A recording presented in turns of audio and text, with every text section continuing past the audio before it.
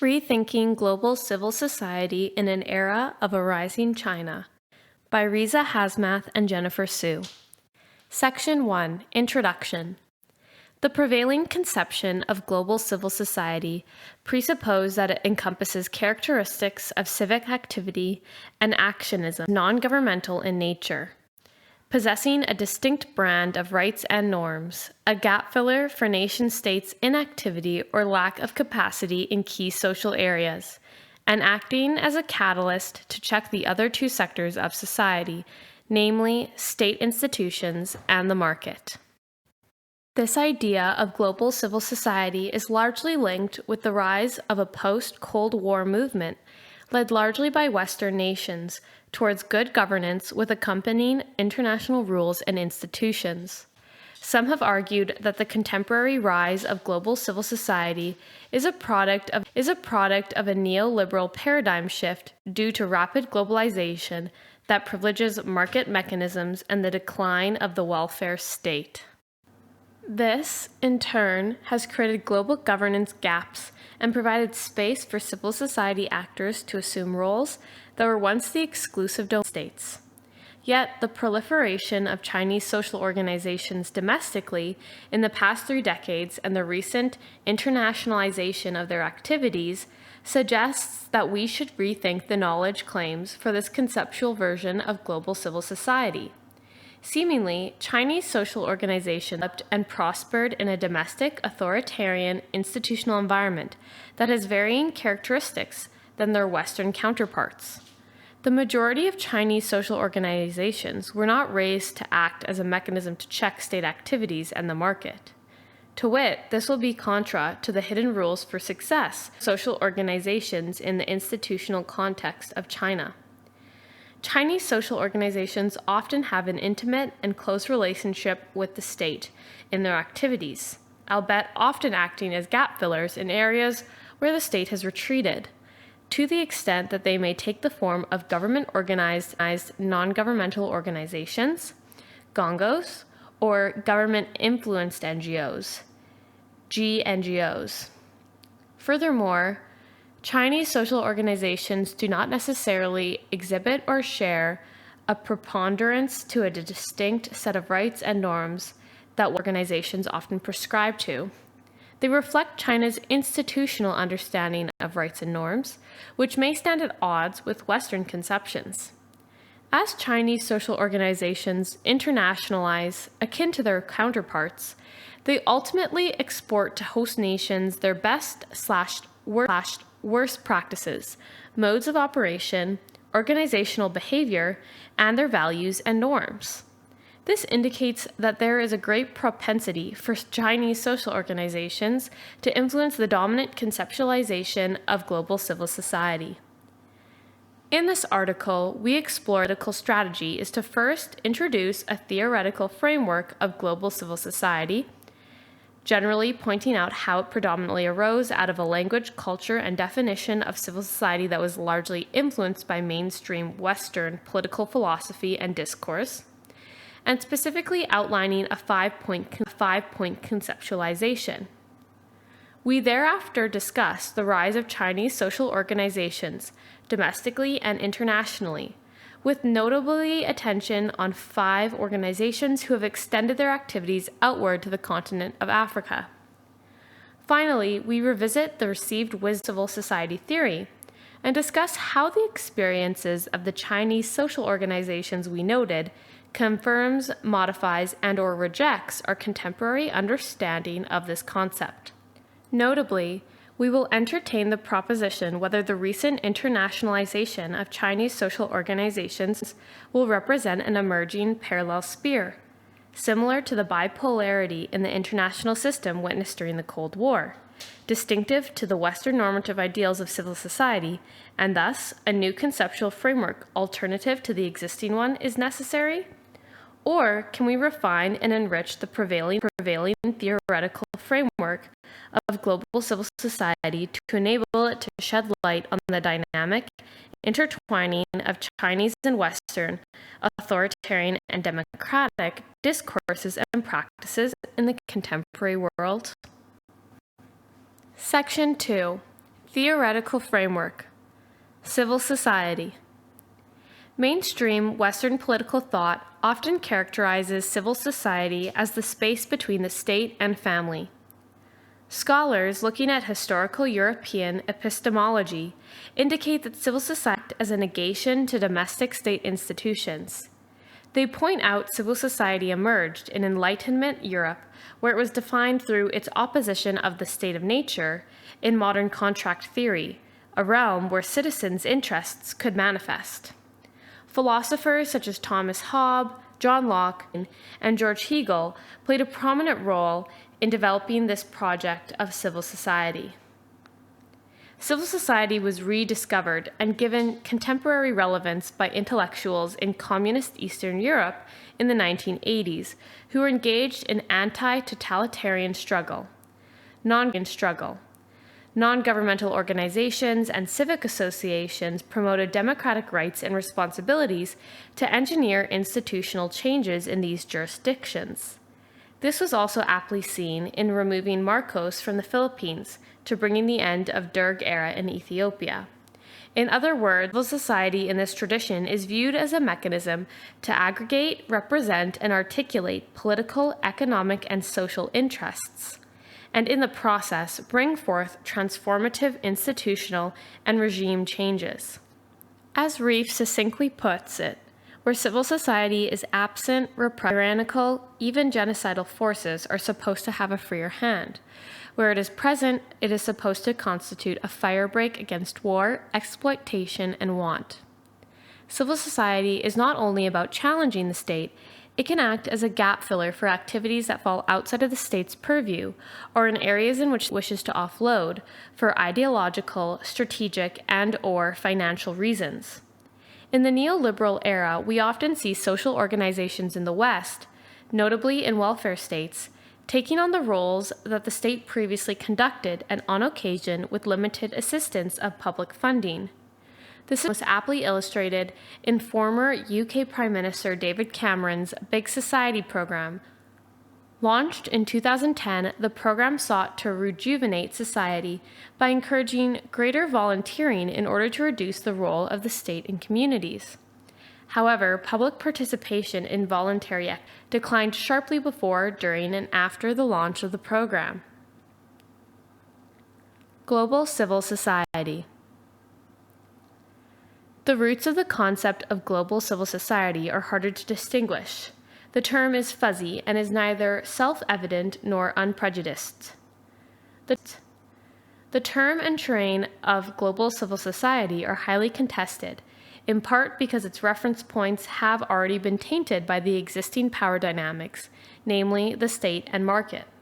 Or, as Sasson articulates, the configuration of global processes occurs at the subnational level. Neither the global nor the national are mutually exclusive domains. If we take cities as sites where the networks of global civil society are formed, then the idea of global civil society is perhaps not so easily disentangled from the national or local. Cities help people experience themselves as part of global non-networks as they live their daily lives. They enact global civil society in the microspaces of daily life rather than on some putative global stage. Thus, with such indistinct boundaries and little historical precedents to describe global civil society, scholars have looked to the historical foundations of society to articulate the normative and prescriptive norms of global civil society. Implicit in the majority of literature on the topic is an understanding that the actors of global civil society are those individuals and groups within the international society, such as international non-governmental organizations, NGOs, or transnational networks or associations, TNAs, that are mandated independently from nation-states. Similar in many respects to civil society at the domestic level, global civil society seeks to fill a vacuum left by nation-states' inactivity or lack of attention.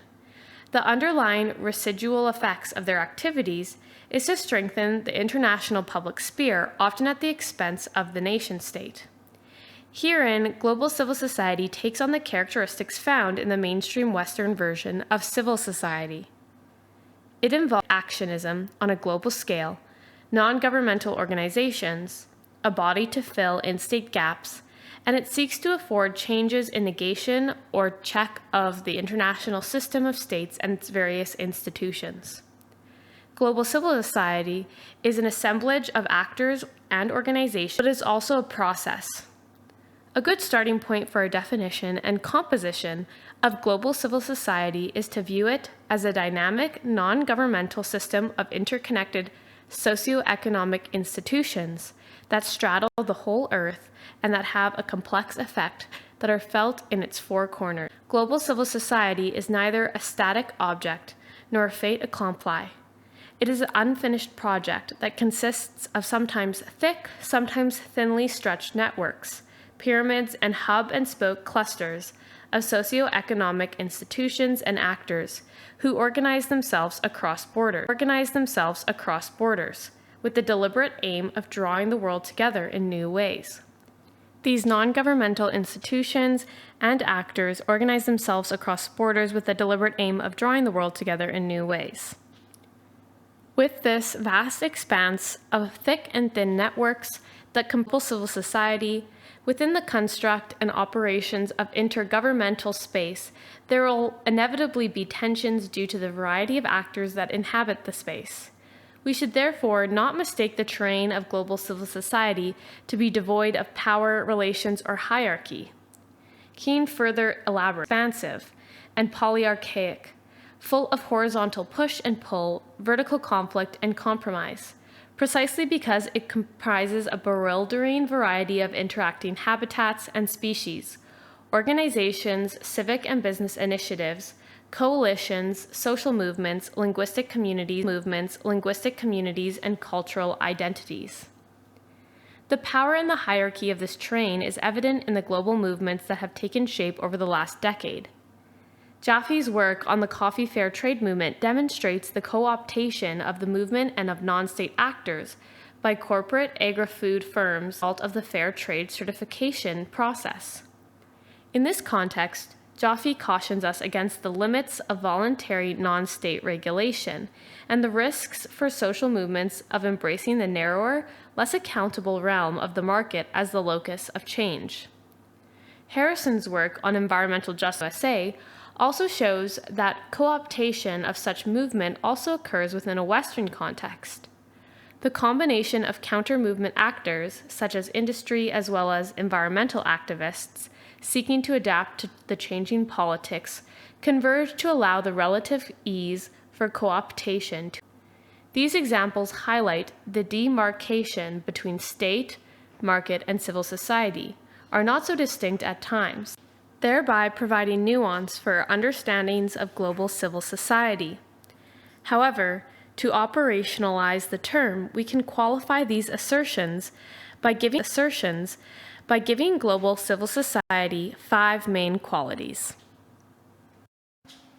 5 qualities of global civil society. The first quality is that global civil society is more than just an extra-governmental space. It is the qualities that it possesses as. While it is a non-governmental space, Keenan warns us against the idea of rejecting the market as force in global civil society. He alludes to the idea that capitalism is a driving force for how the actors and organizations of global civil society operate and behave. The second is that it possesses a set of norms as established by interlinked social processes. Its structure is highly complex, and its growth is a result of systematized social actions, which are intricate and are overlapping. Through this social process come the establishment of norms, and this leads us to the third feature of global civil society: civility. Civility refers to the abhorrence of violence and acceptance of strangers.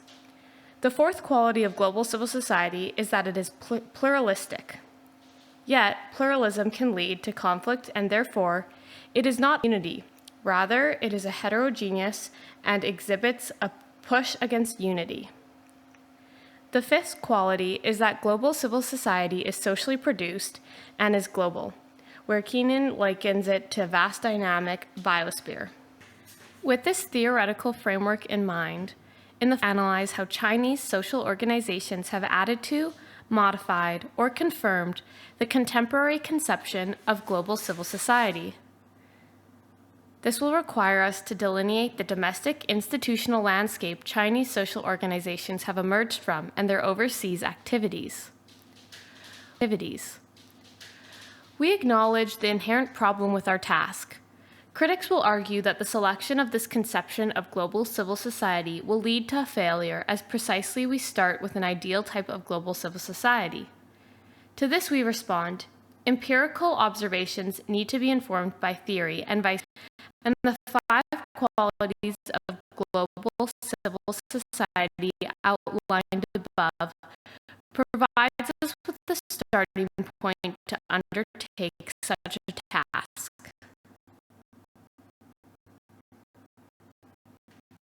Section 3. The contemporary behavior of Chinese social organizations. The domestic institutional landscape. The number of Chinese social organizations has risen rapidly in the past 3 decades. Only 4,446 organizations were registered with the Ministry of Civil Affairs in 1988, but by early 2017, there were some 700,000 social organizations, with an estimated 3 million more unregistered. Due to the administrative difficulties in registration, many organizations avoided this hurdle by registering as a for-profit entity or simply did not register at all. Recent regulations, namely the Charity and Overseas NGO laws, greatly curtailed civil society and severely reduced the influence of foreign actors on the domestic affairs of China. From another perspective, if the laws are enforced as designed, it will provide a more accountable and predictable homegrown civil society for the state. Both laws follow the global wave of new regulations from Russia to Ethiopia, governing social organizations' behavior. Article 109 of the Charity Law is particularly noteworthy, since NGOs are considered in the realms of national security, whereby their activities can be curbed if the state deems that they are endangering national security or the public interest. Presumably, this aspect of the law can be used by state authorities to justify investigating or closing the operations of social organizations who are perceived by the state to threaten the legitimacy of their activities. This is an affront to the traditional conception of civil society, which views one of the main roles of the sector is to act as a check and balance to the state. While this function has been largely subdued in contemporary China, whereby the gross majority of social organizations currently operating in China are social and welfare-oriented non-state providers and do not have overt activism, the hope amongst many international observers has been a move towards this antagonistic model. Reducing foreign actors' influence on the domestic affairs of China is another main goal of the laws. NGOs can, and have been used by foreign states, as a means to promote their objectives, values, and norms, even to the extent of toppling regimes in the contemporary era, as discussed previously. Chinese leaders are acutely aware of this potential, and thus the Overseas and NGO law strictly stipulate that in order for a foreign NGO to legally operate, it must establish a permanent representative office registered in China that has been approved by a government-affiliated sponsor. The law further stipulates that foreign NGOs cannot conduct fundraising activities or accept donations in China. In short, the new regulations stifle the proliferation of foreign NGOs in China and potentially foster more space for larger domestic NGOs to operate. Despite the charges of a less free civil society, the new laws allow for greater accountability and predictability in domestic NGOs' activities. Foremost is the notion that social organizations can form a professional association, Article 24 of the Charity Law. This is a welcome turn of events that allows social organizations to come together in an institutional framework, forging networks that share best/worst practices and norms. thereby further professionalizing the industry. This is a shorthand way of suggesting that there will be greater predictability in the activities of social organizations by virtue of hyper-professionalizing. The fundraising aspect of the charity law requires a social organization to be separated into two classes. One, fundraising through public channels, and two, non-public fundraising, viz. Accepting private gifts and donations. This dual-class system allows social organizations that previously had public fundraising status to keep their privileged status.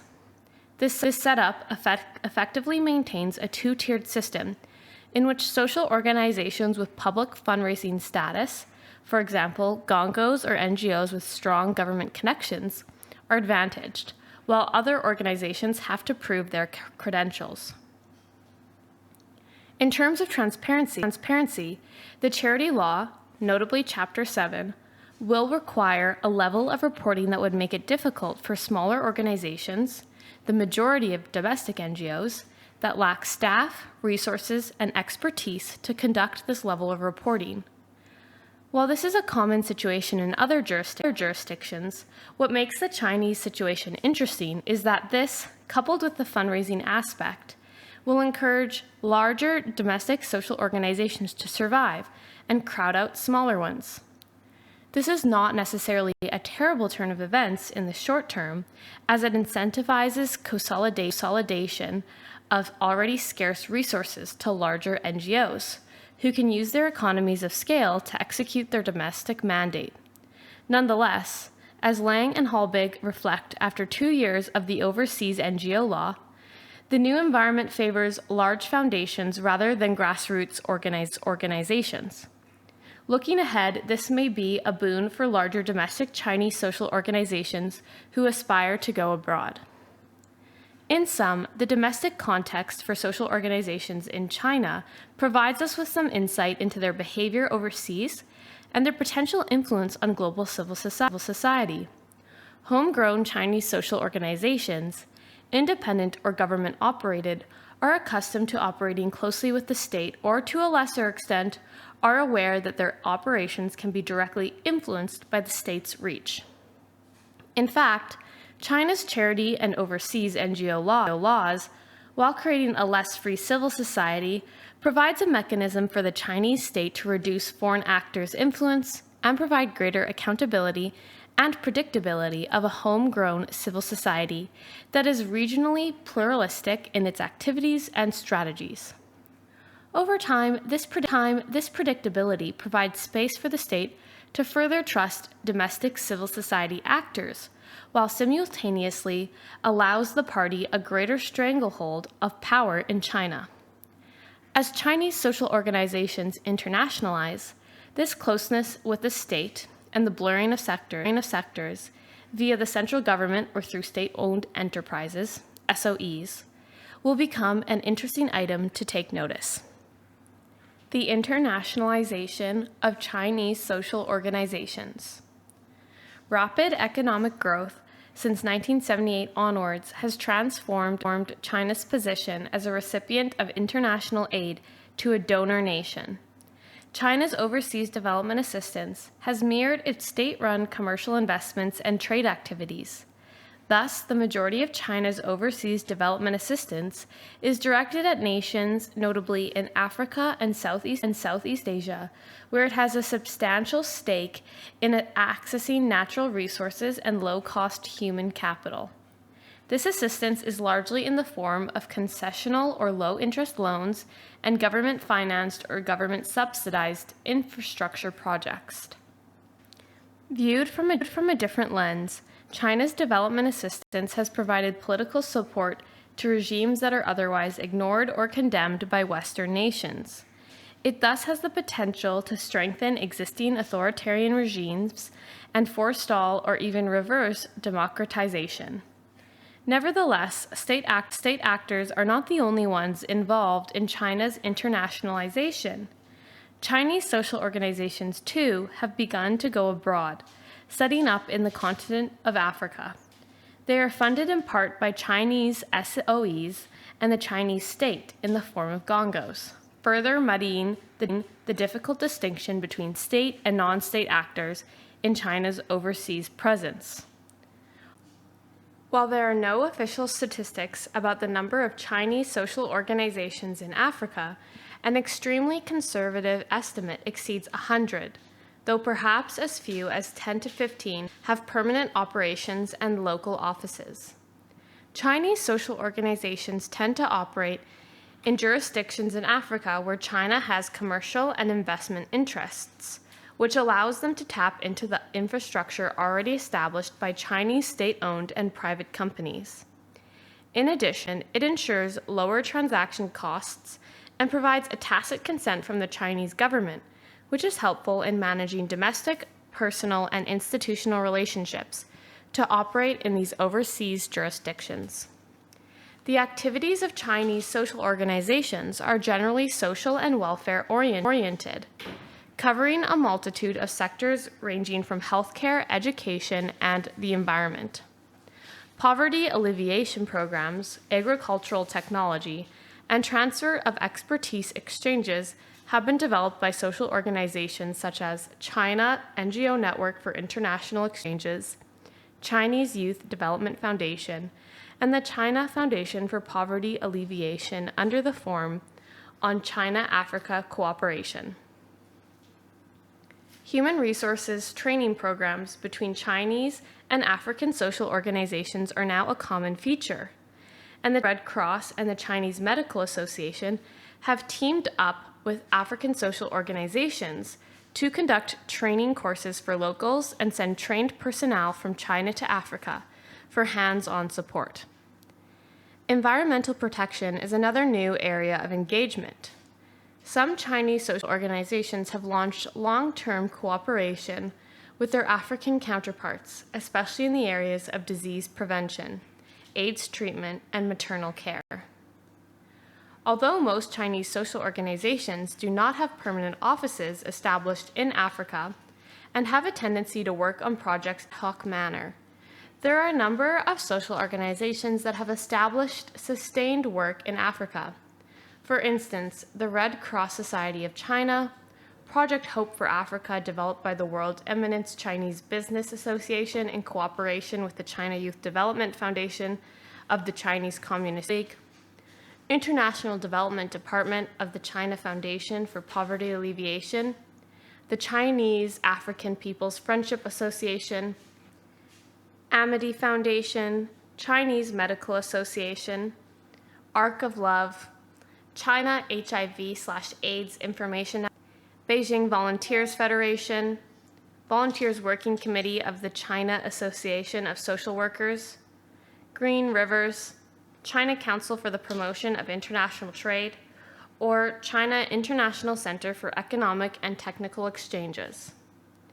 Apart from these social organizations, several national and regional commerce chambers, like the China Council for the Promotion of International Trade, as well as academic institutions such as the Chinese Society of Asian and African Studies, are conducting projects in Africa.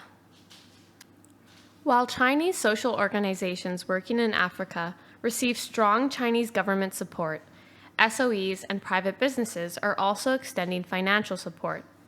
In fact, Chinese companies are now the biggest financiers of social projects in Africa, providing an alternative financial channel for the internationalization efforts of Chinese social organizations.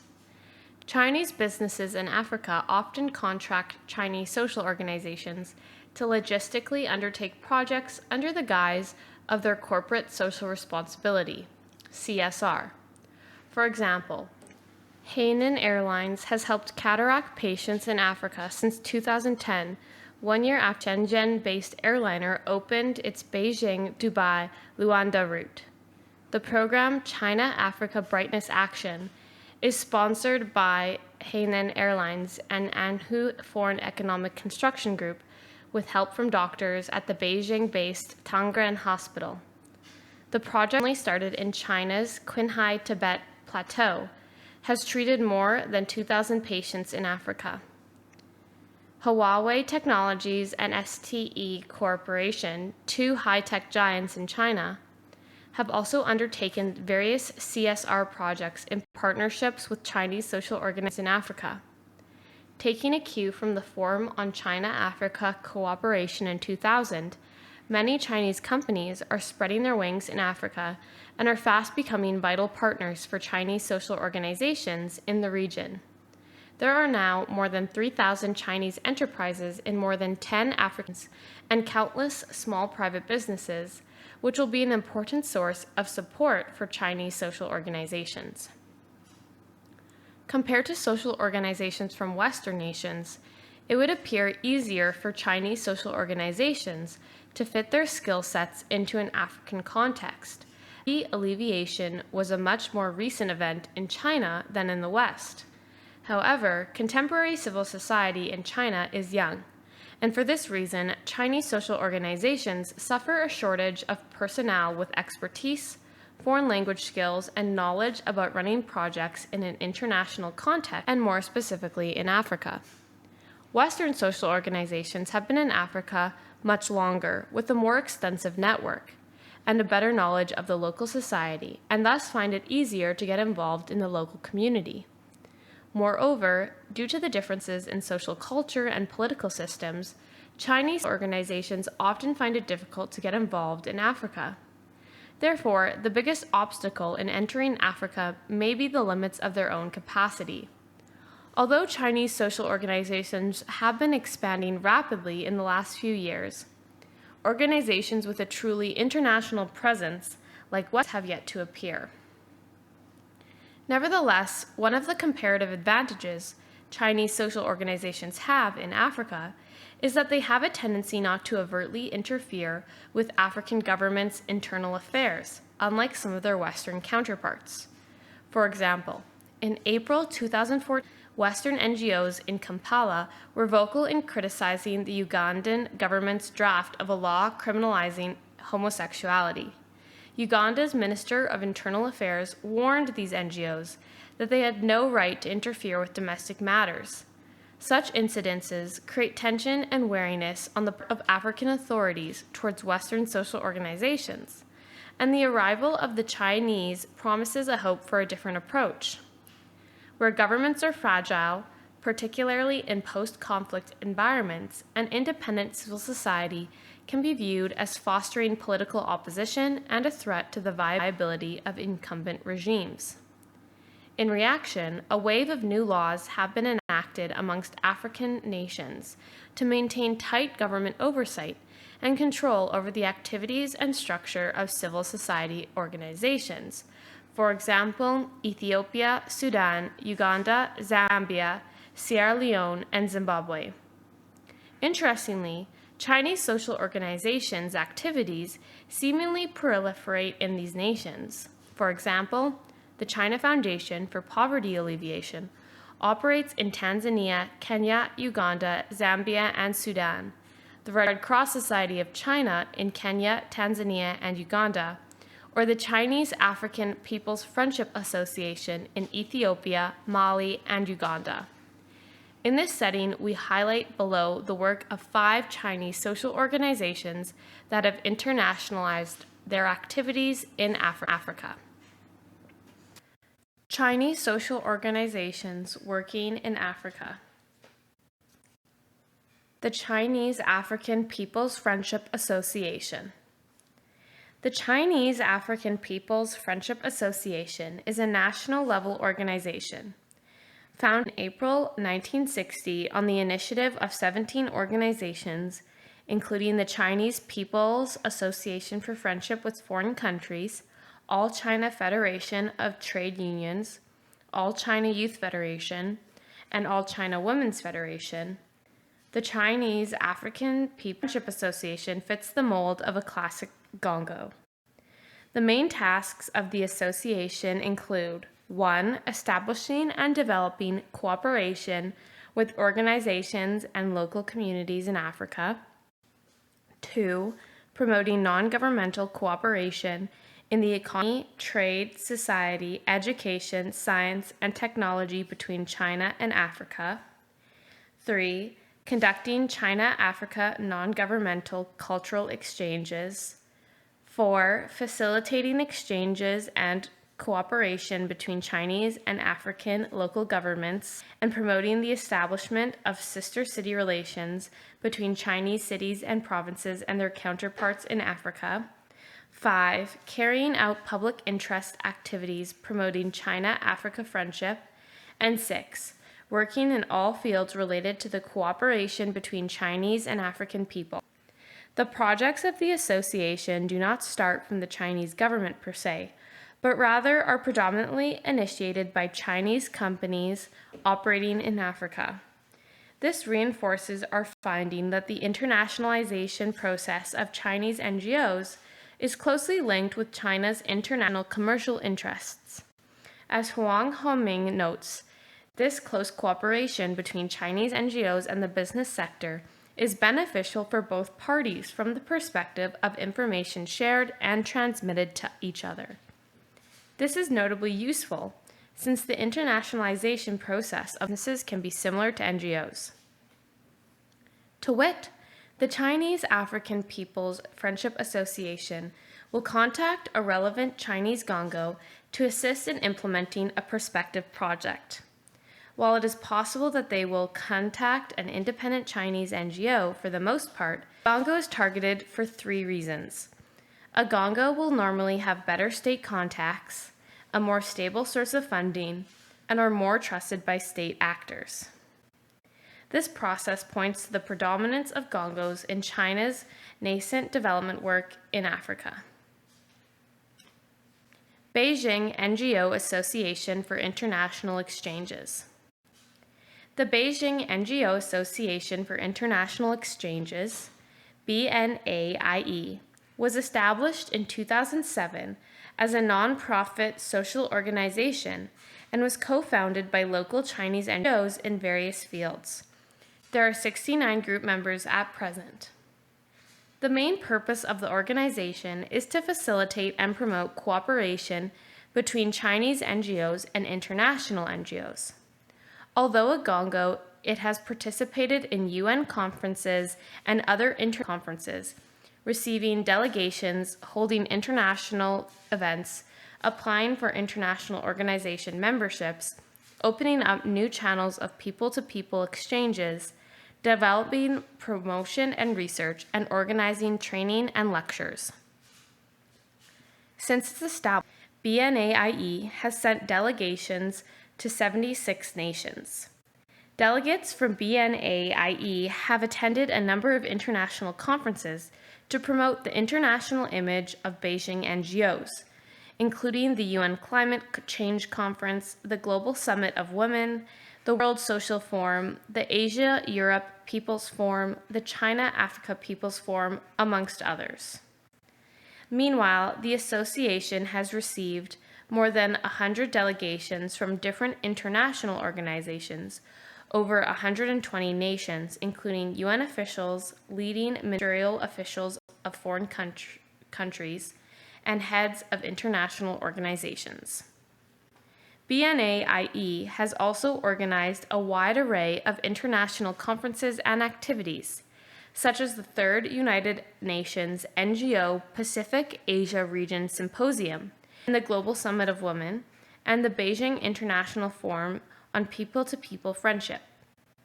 Participation in these events has given BNAIE a platform to establish legitimacy, skills, and expertise in working with regional and global civil society on cross-border issues.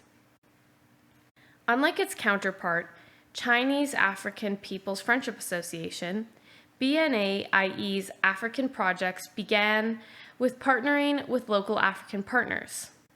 African NGOs approach BNAIE for assistance and resources. If BNAIE cannot secure the resources required, it then turns to other Chinese NGOs. Aligning with its status, BNAIE aims to cooperate with the largest and most influential local African NGOs, through which it can have access to other smaller local partners. However, such a strategy reinforces the gatekeeper role of larger NGOs and gongos more acutely where smaller and more diverse sets of NGOs will be vetted before they can access international resources. The role of NGOs in the global civil society landscape highlights the challenges to the space. China NGO Network for International Exchanges. Founded in October 2005, the China NGO Network for International Exchanges, CNNIE, comprises of 45 member organizations, of which 25 have the consultative status with the United Nations, and 26 individual council memberships. Similar to BNAIE, it seeks to promote international exchanges and cooperation, and the work of Chinese NGOs abroad. Its activities do not differentiate greatly from BNAIE, and indeed there is significant overlap. The network's areas of work and expertise include facilitating cooperation between African NGOs and Chinese NGOs from various social fields, such as social development, science, education, culture, art, and healthcare. The network's projects in Africa are mainly funded by its member organizations. China Foundation for Poverty Alleviation. China Foundation for Poverty Alleviation, CFPA, was founded in March 1989 and commenced work in Africa in 2009. The aim of the China Foundation for Poverty Alleviation is to support communities and individuals living in poverty, improve productivity, healthcare, and living standards. The Foundation's work in Africa has focused primarily on Sudan until recently. Its work in Sudan began with project-based activities in 2008 before launching a comprehensive assistance scheme with a budget of RMB 60 million, which is equal to 9.26 million US dollars, to improve the mortality rates, pregnancy, and childbirth in the nation. The Foundation's project in Sudan aims to build 13 hospitals and in the long term provide other medical facilities, staff training, volunteer coordinating, and hospital operating. CFPA's experiences in Sudan has forged a model of maternal and child health care that has been exported in other African nations, notably Ethiopia, Chad, and Kenya. It has also expanded the scope of its activities under the Smiling Children's School Meal Plan program, investing RMB 19 million, which equates to 2.93 million US dollars, in Ethiopia and Sudan to provide primary school children free meals over the next 4 years. Since February 2019, the Foundation has collaborated with the Alibaba Foundation to distribute basic school equipment to improve learning conditions in Ethiopia, Sudan, Uganda, and Namibia. The objective is to target 100,000 local school children in need. While technically a NGO, CFPA enjoys a high level of autonomy and seeks to differentiate itself by allocating funds to disaster areas, but conducting projects in areas affected. China Youth Development Foundation.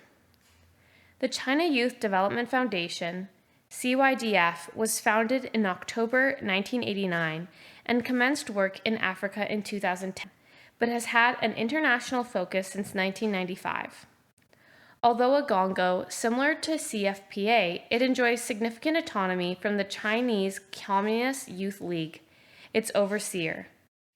The China Youth Development Foundation aims to help young people build capacity and to improve the environment for their growth by providing aid services, giving a voice to the interests of young people, and by carrying out social advocacy.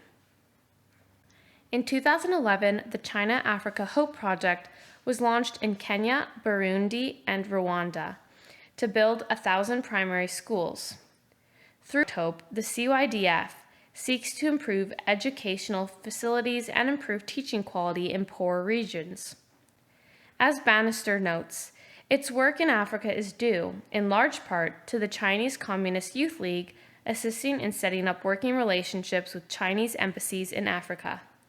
The organization's projects in Africa are funded mainly by Chinese companies, including Tuanzhu Scholar Merchants Group, Insight Holdings Group, Mingda Yeheng Group, Fametal Minging, Winterway, Timeshine, Quanla Coal, and Cyber Real Estate. Section 4. Discussion. How do the activities and behavior of Chinese social organizations interact and influence our conceptualization of global civil society? We return to Keenan's 5 qualities of global civil society as an analytical starting point. 1. Extra-governmental space. Foremost, the extra-governmental space is directly challenged by virtue of Chinese government-organized NGOs increasingly entering the global civil society space. The current activities of Chinese NGOs internationally point to an expansion of global civic associationism that will influence international affairs. This exploitation is perhaps most noted in Chinese NGOs' participation in international organizations meetings such as the United Nations, where they have received observer or consultative status, for example, BNAIE or CNNIE, through its member organizations. Such acts manipulate the intergovernmental system, where the space was originally intended to be reserved for civil society groups that are relatively independent of the state. It is often the case that when a Chinese NGO is invited to give evidence, advice, or testimony to international organizations, there is a potential conflict of interest that the Chinese NGO can be representing the national government's view through the prism of its organization. Or take the example of some of the Chinese NGOs highlighted in this article, operating in a host jurisdiction under the auspices of a civil society actor and conducting development work with local beneficiaries. In this scenario, is state sovereignty infringed given the close links between the Chinese NGO and the Chinese government? A Chinese NGO which is operationally similar to the government is, in many ways, closer relationally to the government, which can be exploited by the Chinese government to its global strategic advantage. While this can be seen negatively, the flip side is that greater inclusion of Chinese social organizations can herald new areas of cooperation and collaboration on global governance issues, and on matters requiring sustained government investment, such as the UN Sustainable Development Goals. Chinese leadership in these areas have the potential to reinvigorate multilateral cooperation in areas such as climate action to poverty alleviation. Nevertheless, we must recognize that Chinese leadership in such areas may alter the form and function of global civil society as currently conceived. 2. Interlinked social processes. While the Chinese social organizations examined above are not, strictly speaking, extra-governmental, they display organizational qualities that are different from each other. Indeed, the Chinese African People's Friendship Association and the China Foundation for Poverty Alleviation have dissimilar goals. Although it could be argued that they are in the service and promotion of the Chinese state, their institutional mandate is determined and reinforced by the work they undertake. For example, CFPA has learned from its best and worst practices in its domestic programming in China and exported these strategies to its long-term projects in Ethiopia and Sudan, not to mention in Nepal and Myanmar. Although not all Chinese social organizations we examined share such an extensive program history or work with international partners such as CFPA, it does indicate that they are producing their own set of norms as a result of their birth and development in authoritarian context. That is, Chinese social organizations have emerged from an authoritarian institutional environment in which they have adapted to tight state supervision and limitations. As mentioned earlier, many Chinese social organizations find it difficult to register as an NGO with the Ministry of Civil Affairs due to the burdensome requirements. Projected out further, Chinese social organizations have a strong potential to offer valuable best and worst practices and lessons learned to help local social organizations, who are generally independent NGOs and grassroots oriented, operate more effectively under similarly illiberal states. In turn, Chinese social organizations may face criticism from those who hope to use humanitarian and development aid to promote transformative political change, and thus fear that Chinese social organizations will strengthen authoritarian tendencies or reduce the presumed liberal democratic influence of Western NGOs and governments. Whether Chinese social organizations, such as the China Foundation for Poverty Alleviation, will be global leaders in their field, offering innovative practices and methods, remains uncertain in the long term. However, we can gain some insight from Yu and Wang's 2019 study of Chinese industrial actors operating globally. They surmise there are 3 factors in determining whether Chinese actors will be at the forefront of global rulemaking and global norms influencing. 1. Whether the organization is at the innovation forefront of their industry at the global level. 2. The level of enthusiasm to establish a strong global presence. And 3. The quality of the leader. We can apply this logic to Chinese social organizations. In assessing the potential for Chinese NGOs to become part of global civil society through rule and norm defining, we can begin to ask certain questions. Are Chinese social organizations at the vanguard for solving social problems? For instance, can the China Youth Development Foundation strategies, honed domestically, be exported globally to effectively solve youth-related issues? The evidence from their presence in Africa provides a mixed message. CYDF's China Africa Hope Project is effectively using Chinese capital to build infrastructure, for example, 1,000 primary schools. While more schools are needed in the 3 African nations of operation, this in itself is not necessarily path-blazing and will not immediately influence global rules and norms of conduct. Beyond the surface level, however, is the idea that CYDF and Chinese social organizations who are internationalizing can use such projects as a platform to signal its growing legitimacy in the global arena. Over time, with an increasing international presence coupled with strong organizational leadership and vision, norms and best practices are transmitted through meaningful contact and an interlinked social process between Chinese social organizations and their host jurisdiction. 3. Civility. On this point, Western social organizations are often seen as builders of capacity in host nations, alternative social service providers, and advocates of liberal democracy. In seeking to fulfill these functions, Western social organizations have worked to train and socialize local social organizations in host jurisdictions. They have taught a Western model of state-society relations, whereby social organizations act as a watchdog and sometimes antagonists to the government. This presents Western social organizations as a countervailing forces vis-a-vis the state and sees the proliferation as a basis for future democratization.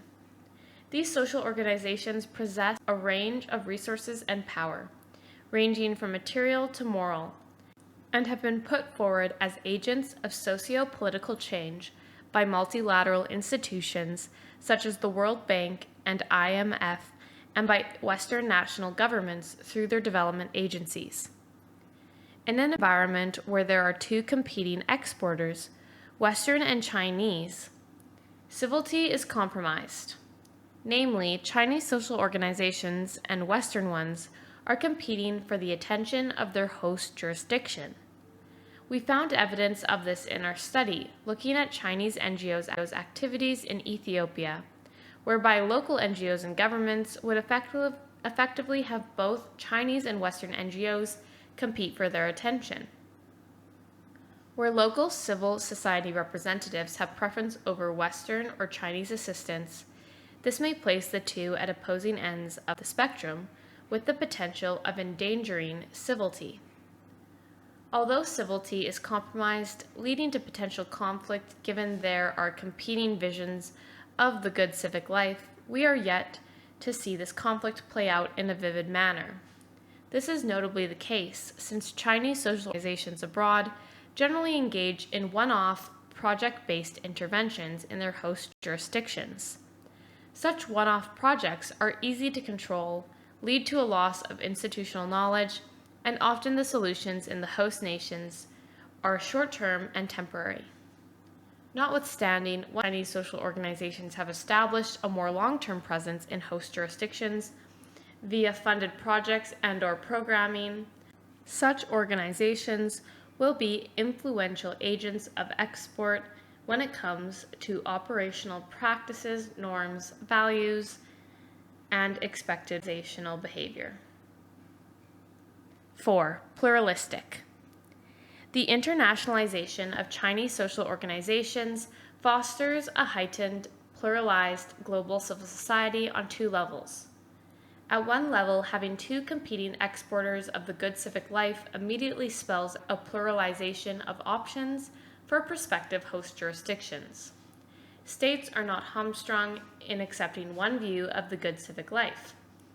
At another level, if we consider the range of Chinese social organizations examined above, even within NGOs, there is a diversity in terms of areas served and strategies utilized.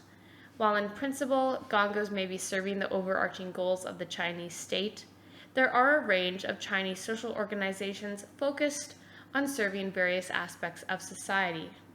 Whether this means organizations like the China Foundation for Poverty Alleviation will bring new norms to this while conducting development work or undertaking advocacy that diverges from their Western counterparts is yet to be determined. What is known, however, is that over time there will be strong isomorphic pressures amongst Chinese and Western social organizations internationally.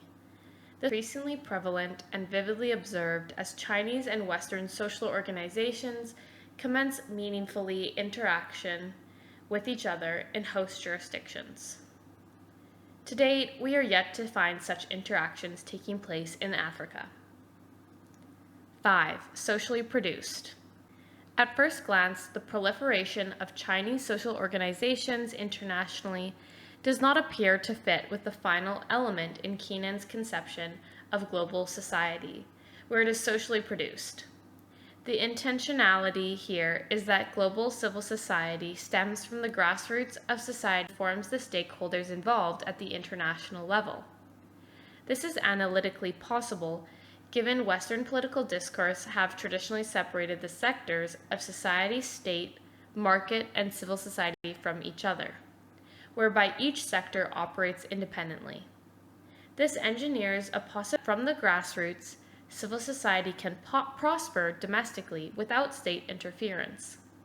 In other words, there is a socially produced civil society that moves from the local grassroots to the national and international levels. In the Chinese context, the state plays an intimate role in the civil society from top-down and bottom-up perspectives. Namely, the state effectively creates the tacit or overt space for social organizations to operate, and for discourse and deliberation to occur within civil society. Put differently, the state mediates the space in which a socially produced grassroots civic organization can emerge and expand their activities overseas.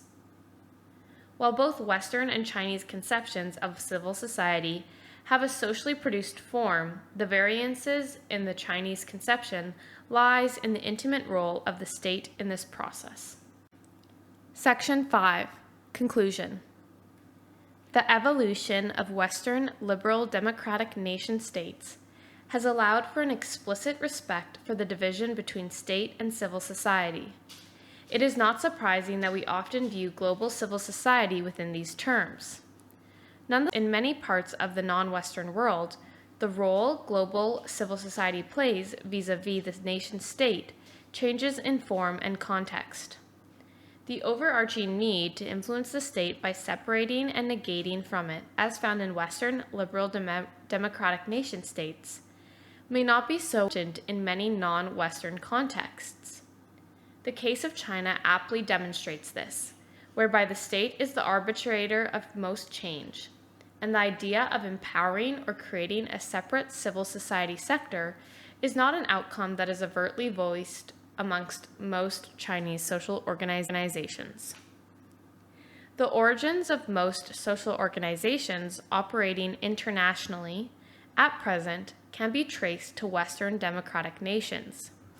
Thus, there is a general path dependency for contemporary attention to view social organizations' development efforts as antecedent to support and strengthen democratic institutions and values around the globe. But what happens when social organizations that have solely developed within an authoritarian political context expand their operations abroad? As we have seen in this article, many social organizations who were established and socialized in a highly regulated authoritarian environment have recently begun to expand to other nations with varying political environments, institutional norms, and local rules of conduct. Does this mean Chinese social organizations' behavior points to an emerging pattern in international affairs and international development, or is it an exception? The rising geopolitical, economic, and social power of China, in regional and international terms, allows for a growing sphere of influence for Chinese social organizations that will ultimately challenge our contemporary understanding of global civil society. Their organizational behavior in Africa, as seen in this article, necessitates a reconceptualization of the presupposed requisite extra-governmental space for civil society actors to prosper in executing their mandate. They are already beginning to contribute and legitimatize global social processes that challenges and competes with pre-existing Western norms and rules of behavior for social organizations. They are expanding the pluralistic scope of organizational types, for example, NGOs, that can succeed in international development practice. Notwithstanding, the attendant concern is whether it is plausible for Western and Chinese social organizations to coexist in a host jurisdiction, nevertheless in the global arena. Will their varying norms, practices, and behavior lead into a new unified global civil society theory and practice, or will a bipolar understanding of global civil society become the reality? To date, empirical evidence is scant to offer us firm patterns to conclusively answer these analytical queries.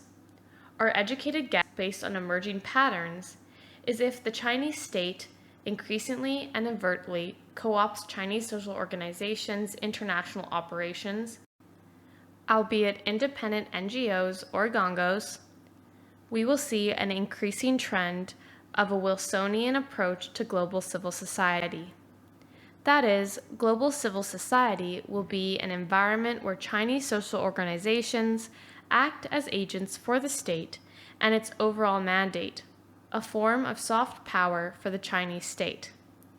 If the Chinese state has a more hands-off approach to Chinese social organizations' internation, we may see an increasing prevalence of the Dantist approach to global civil society, whereby Chinese social organizations will engage in international development aid, from social service delivery to disaster relief, without overt intentions to influence another nation-state.